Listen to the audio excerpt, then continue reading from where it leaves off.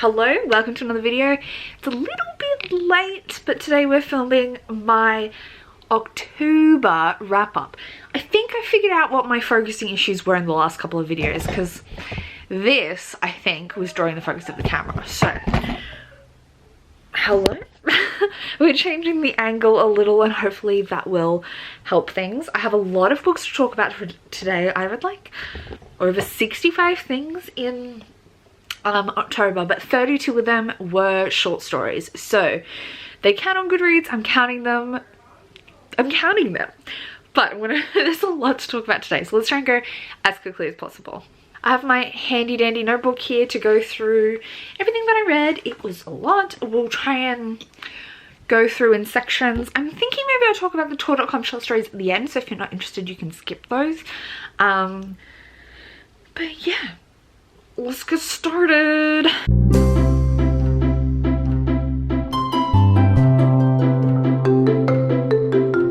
Actually, let's start with all the graphic novels I read in the month. So, first off, I read volumes 3, 4, 5, and 6 of Descender. 3, 4, 5, and 6 of Descender. Obviously, I didn't read these in this order. We're kind of jumping around a little bit. I gave volume 3 4 stars, 4 stars, 4 stars, and 5 stars. So I gave the final volume 5 stars. That's not the final volume. The final volume 5 stars. It just had a little bit more depth and oomph to it than some of the previous ones. I really like this series. I'm excited to pick up Ascender, which is the companion second part of the series, though really I feel like it's not a complete story without Ascender. So I'm very excited to pick up the Ascender comics eventually. These were really solid sci-fi, dystopian, robotics kind of stories, and they were really good. The next comic series I read was Deadly Class volume 3, 4, 5, and 6. This is a really gory, gruesome assassin school kind of story set in the 80s, and I gave each of these volumes 4 stars as well. I really enjoyed these too, but they're really gory and really gritty and dark, which is kind of like antithetical. They're a little bit campy, but not really. They're pretty gory, which kind of held me back from a 5 star. Like, they just weren't quite fully to my taste, but I do enjoy these and I thought they were pretty fun. I would recommend this series. There's a whole lot more, but I'm taking a break because it's full on. So I'll go back and get the next like 4 out from my library in like 6 months or something. Another really full on comic series that I read was the first 2 volumes of Trees. This is a shorter, I think there's only 3 volumes. I've got to hunt down the 3rd one. Graphic novel series, and this is a dystopian where they call them trees, but they're giant poles fell from space by aliens all over Earth. And basically the premise is that aliens have arrived and made contact, but they don't think humans are sentient creatures or anything worth engaging with. So they stomp all over the planet, disrupt human lives. They just don't give a shit about humans, and they don't think humans are beings. So it's like a critique on like how we treat animals and the environment, and it's really gritty and interesting, and I really enjoyed both of these. What did I end up giving them? I gave volume 1 5 stars. It had a storyline with like a group of queer kids, which I really enjoyed, that didn't carry through into volume 2. I think it reappears in volume 3. So this one was volume 1 was a 5 stars, volume 2 was a 4 stars, but they were both really solid. And the final graphic novel series that I read in the month was the Witch Boy comics or graphic novels. So I read The Witch Boy, The Hidden Witch, and also The Midwinter Witch. So this is a series of graphic novels by Molly Knox Ostertag. They are about a boy who wants to be a witch, but witches are traditionally female in his family, and it's thought that if men became witches they would be cursed and ruin the magic kind of thing. It's like a coming of age story. I really loved these. They were really fun. I think I gave them all 4 stars.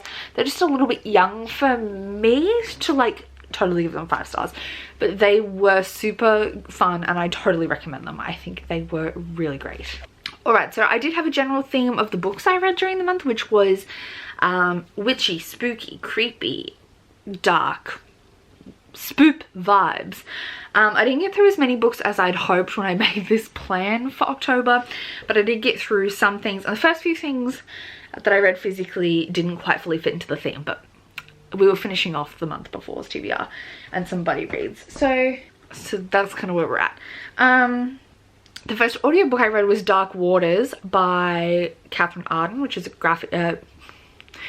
a middle grade horror, and this one was a there's something in the deep kind of horror, like a water horror, and it was really solid. I really enjoyed it, but I do think these middle grades kind of have a really fast ending, which didn't quite sit right with me. I gave it 3 stars. I've kind of given everything in this series 3 stars, all for kind of the same reason, but it was fun and enjoyable and I would recommend it. Then I listened to Mrs. Death, Mrs. Death by Selena Godin, which is a literary kind of story. It follows a person who is engaged. They were in a fire where their mother died, and from that point they have had some connection to this figure of death who has taken the form of a black woman, and it's very much like a love story to death. It's very hard to describe. The writing style is really interesting, but the audiobook was narrated by the author and it was amazing. I would 100% recommend the audiobook.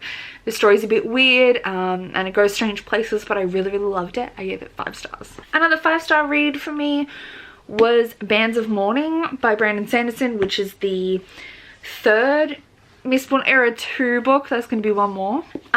This series is a flintlock fantasy following new characters like hundreds of years after the events of the first Mistborn series, and I love them so much.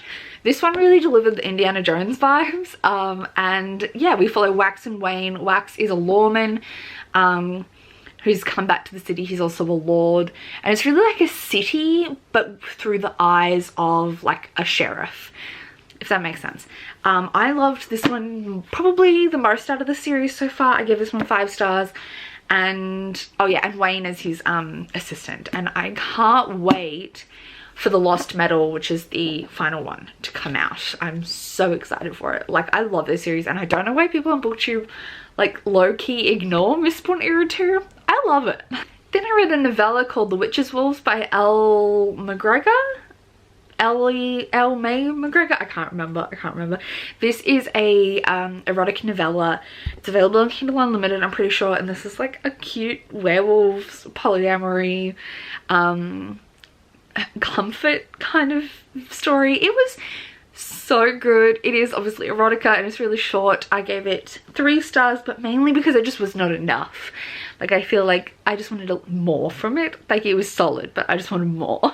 Then I listened to the audiobook for Whispers Underground by Ben Aranovich. This is the 3rd PC Grant book. I'm trying to work my way through these because I've owned the first 5 for a long time. So I'm at least trying to get through the first 5. The audiobooks are really good. They're available at my library and I've been really impressed with them. This series is set in London and it follows a detective constable who learns that he has the power to do some magics, and that there's this whole underground magic thing going on that the police force kind of know about and deal with, and he's dealing with all the magical crimes. This one involved things going on in the London Underground, and it was really good. There are, I think, some key problems with this series, mainly around its treatment of women. Like, it kind of falls into a lot of those like cop misogyny kind of things, and also the main character is half Sierra Leonean, and I don't think that's on Voices. I can't find anything to say it is, and I don't know if it's necessarily done poorly, but I don't know if it was necessarily the author's place, and I don't know if it fully investigates the way, like, it tries to investigate the way race impacts the main character's like experience in the police force, but I don't know if it really does it well. I can't comment on that though. Like, somebody else refer to Own Voices readers for that, please, because I do not have the ability to critique that effectively. I'm not in that position. But the mysteries and stuff are just really good, and I do really like I hate the misogyny in cop books, like cop mysteries, cop thrillers, but I also love the way the plot develops and a lot of those things that are like inherent to a cop mystery, like the finding the clues and piecing things together, I really enjoy. So I genuinely have a good time reading these. I think I gave this one 4 stars. Yeah.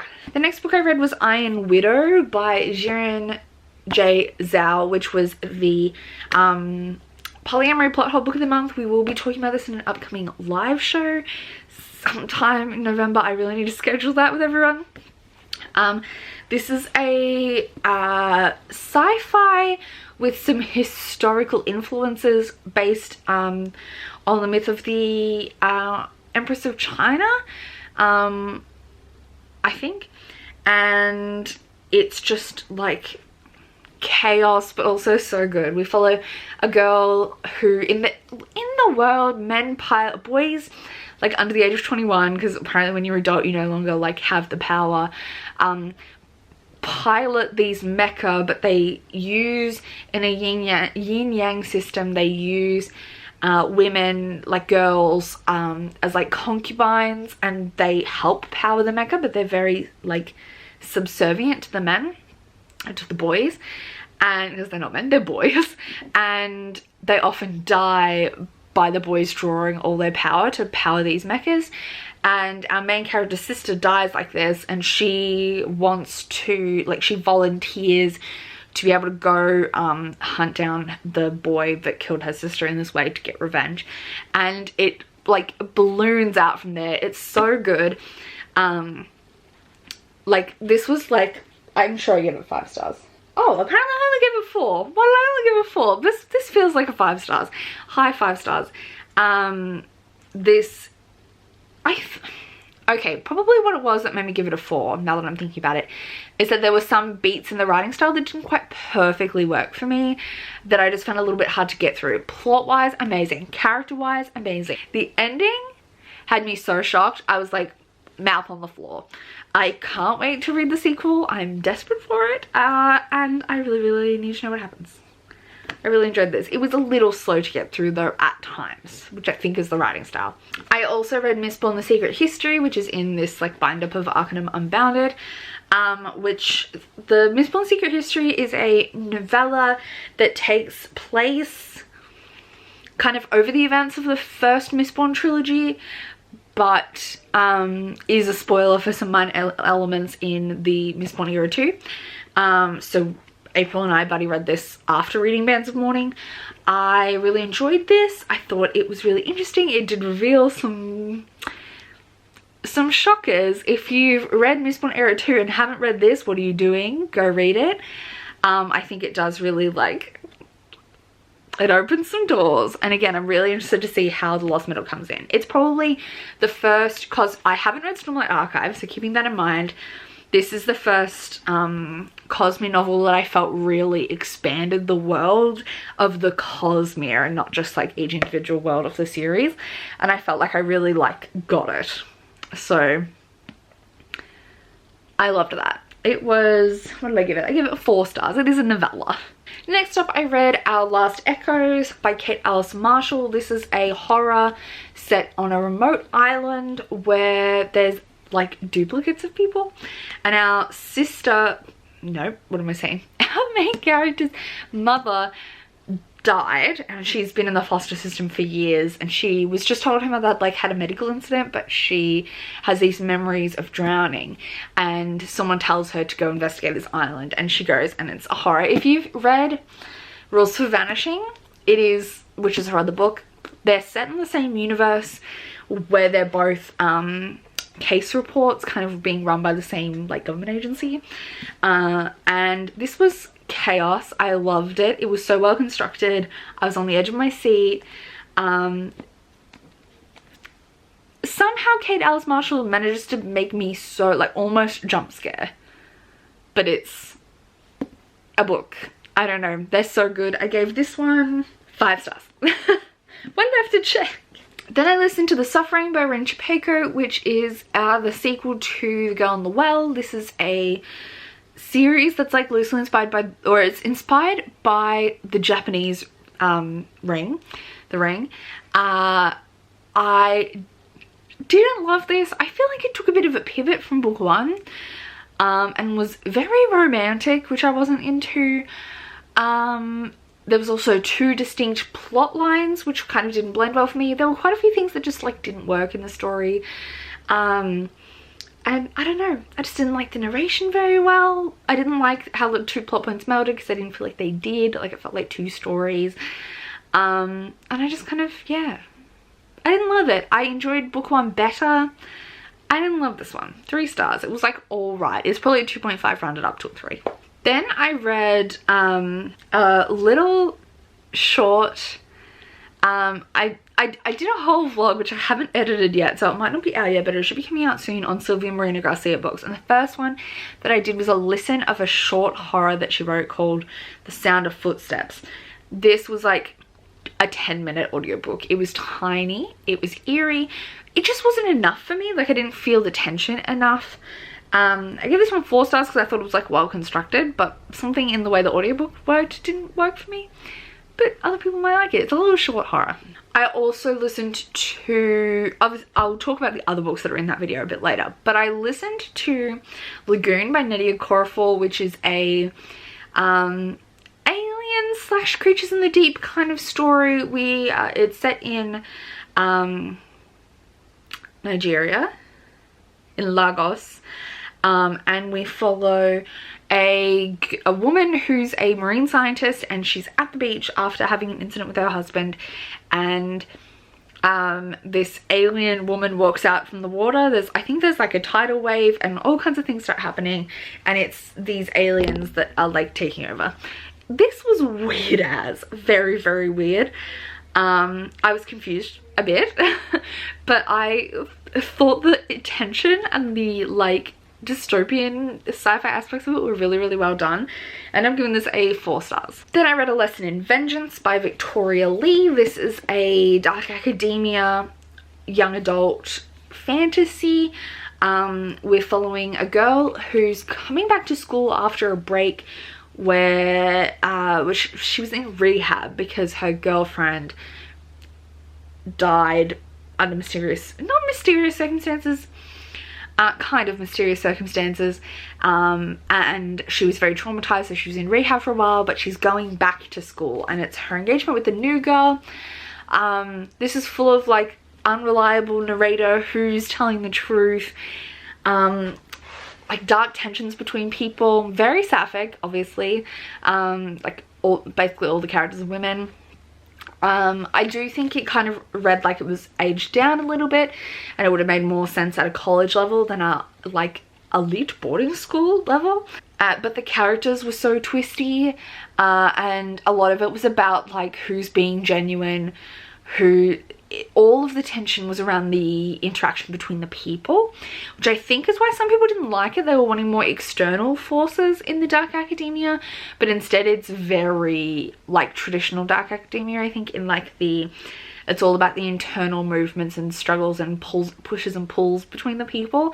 I really enjoyed it. I did think it was a little slow, but it was like a fun like experience, especially as the reveals started hitting towards the end. I gave this, what did I give it? 5 stars. Yeah, I really, really enjoyed it. I would recommend it. Next up, I read another 5-star read, which is Ghostwood Song by Erica Waters. This is a bluegrass contemporary with some magical elements.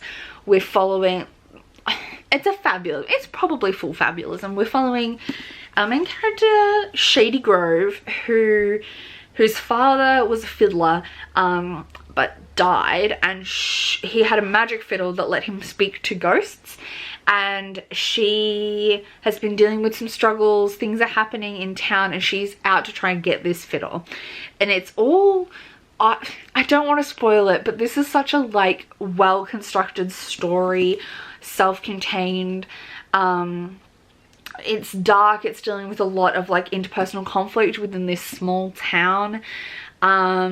it was just so gritty and good. I know my friend KJ, who is from the South in the US, couldn't handle the audiobook because it was clear that the narrator was putting on the accent and it wasn't quite genuine. For me, not knowing the accent well was absolutely fine. It got me totally into the vibe. This was just so solid. The relationships were really intriguing, everything that was going on, the overall themes, and it's just so good. This is gonna really stick with me. I loved this and I'm desperate to now pick up more from Erica Waters. It was so good. All right, then we read some of the Sylvia Moreno Garcia books. So the first one I read was Velvet Was the Night. I'm not going to talk about these in too much detail because you will see that vlog. This is a noir set in Mexico during Mexico City during a period of revolution. Does it say 1970s? And it's all like comedy of errors noir. I enjoyed this, but it was slow. I gave it 4 stars, but you can check out that vlog for more details. Then I read The Beautiful Ones, which is a historical French like romantic era. What does it actually say when it's set? It's all about like relationships and like who you're gonna marry and all those kind of things. This was probably my favorite. I just really enjoyed it. Was slow paced because it was all about these like slow forming connections between everyone, very Pride and Prejudice-y, but I had a great time reading this. It does have a little magical element where the 2 main characters have the ability to like telekinesis. I just thought this was so good for what it is. Like, it's very genre, which I think might put some people off. Like, it's very that genre, like Pride and Prejudice-y, Regency, but it was really good. I gave it 4 stars. It was super solid. And the third book in that vlog is Certain Dark Things, which is a vampire noir. This one was super cool. I really liked the way the lore was built into the story. And for me, this one was a lot faster paced and action heavy than Velvet Was the Night, and so I kind of liked that one a bit better for that. I gave this one 5 stars. I will talk about all of them in that vlog, so keep an eye out for it.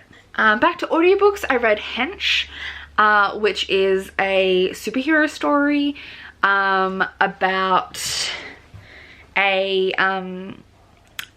henchwoman who gets injured when a superhero comes in to like save the day. He like throws her into a wall and she gets like a shattered femur and is dealing with severe disability afterwards, and it kind of makes her a supervillain.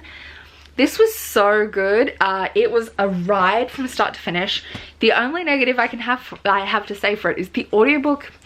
One of the characters is Maori, and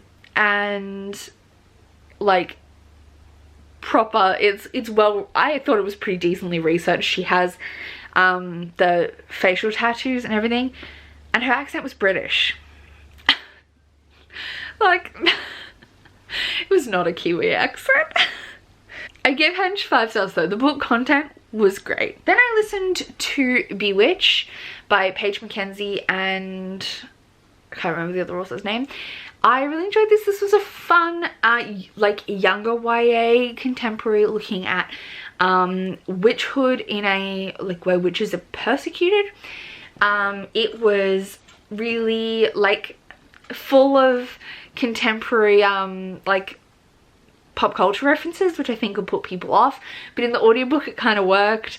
It was really diverse, a group of like all kinds of girls, queer girls, trans, like like gay girls, trans girls, all kinds of ethnicities. It was just like really diverse and fun. I enjoyed this. It wasn't anything like amazing, but it was just really solid. I gave it 4 stars. I also listened to The Strange Case of the Alchemist's Daughter by Teresa Goss. This is a historical mystery featuring the daughters of Gothic characters. So our main character is the daughter of Mr. Jekyll, and Mr. Hyde's, or Dr. Jekyll's daughter. Mr. Hyde also has a daughter. We also have Sherlock and Watson as main characters, and a bunch of other like Gothic literary figures. This was super fun. I really liked the way it was narrated. The story itself has interjections told in footnotes, but the narration worked pretty well for it, and I'll continue listening to this series via audiobook. This was just super fun. I gave it 4 stars. 3 more things. We had the murders, before we get to all the short stories, which I will just slam through, tell you the names, tell you the ratings.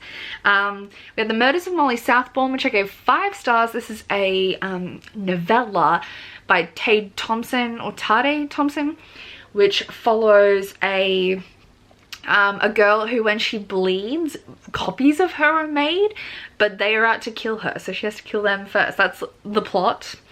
It's really twisty, really gritty. I loved this. It was great. I gave it 5 stars. And I read another novella, which was A Spindle Splintered by Alex E. Harrow. This is a Sleeping Beauty retelling, where it's like set in modern times, and she has a disability. The main character has this made up condition where she's going to die like in the imminent future, like within weeks, and she always has connected to Sleeping Beauty as a story, and she pricks her finger as a joke and gets transported to another Sleeping Beauty story. I didn't love this. It was not what I expected when I heard Sapphic Sleeping Beauty retelling. I just wasn't there. For me, it was fine. It wasn't all there. I give it 3 stars. It doesn't really have a magical disability go away trope, if that was something you were worried about. It comes into the story, but it's not that. But I didn't love it.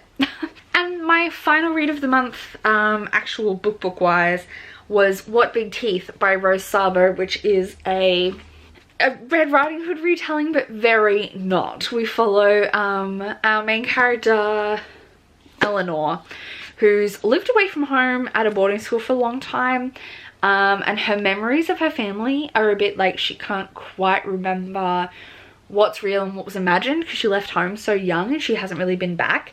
But she goes back, and then her grandmother, who's the matriarch of the house, suddenly dies, and she's kind of thrown into turmoil. But her sister and her cousin and her grandfather all are like turned into wolves. Her mom is like part barnacle or something, and she has like polyps down her body and has to soak them in water all the time. And she calls upon her maternal grandmother to kind of help her out, and it's all like about the family dynamics. This was so cool. I listened to the audiobook. I do think it maybe has some pacing things that didn't perfectly work for me, but the like concept and premise of this and how it all builds was fantastic. I gave it 4 stars. So now let's quickly go through the 32 short stories I read and tell you what I rated them. So you'll see them pop up here with the authors, so I won't say the authors because I don't have them written down. But we had Headache, which I gave 4 stars. These are all super short, by the way, so if you wanted to try any of them out, feel free to like check out tor.com. They're all really simple. Not simple, they're short. Ponies, which I gave 5 stars. That one was really creepy. Blood in the Thread, I gave 4 stars. The Lay of Lilyfinger, I gave 5 stars. That was a little longer, and it just really complexly built the story. It was really cool. Daughter of Necessity, I gave 4 stars. The Future Library, I gave 4 stars. Red as Blood and White as Bone, I gave 4 stars. Into the Grey, I gave 4 stars. Triquetra, I gave 5 stars. A Cup of Salt Tears, I gave 5 stars. Brimstone and Marmalade, I gave 4 stars. I didn't like that one as much. It was alright though. Judge Dee and the Limits of the Law, I gave 3 stars. He wasn't super great. Shards, I gave 5 stars. That one was crazy. The Judge Dee and the 3 Deaths of Count Werdenfels was a better Judge Dee. I gave that 4 stars.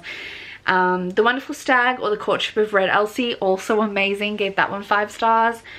That one blew my mind. Hexagrammaton, I didn't like that much. That was 3 stars. Judge Dee and the Poisoner of Montmartre was my favorite Judge Dee. I gave that 5 stars. That's like a little mini series of short stories. That wasn't obvious. The Angel of Khan El Khalili, I gave 5 stars. It's set in the same universe as A Dead Gin in Cairo, and those books, they're by P. Gillet Clark. That one was really good. Sand, I gave 5 stars. That one's about, I will say, 'cause this one is one I really recommend. It's about generational trauma, and it was so good. Blackleg, I gave 2 stars. I didn't like that one. Everything's Fine, I gave 5 stars. Anything Resembling Love, I gave 5 stars. The Time and Variance of Snow, I gave 5 stars. The Night Soul Salvages, I gave 5 stars. Really liked that one. The 100th House Had No Walls, I gave 5 stars. As the Last I May Know, I gave 5 stars. For He Can Creep, I gave 5 stars. Shonag? I'm really bad at pronouncing Gaelic. And The Sea Wolves, I gave 3 stars. Circus Girl, The Hunter and Mirror Boy, I gave 4 stars. The Nearest, I gave 5 stars. And The Last Banquet of Temporal Confections, I gave 4 stars. So those are all the short stories I read this month. So that's my wrap up. Thank you so much for watching. These are the physical books I read. Thank you so much for watching, and I'll see you soon with another video. Peace. If you've read any of these, comment down below. I'd love to hear about it.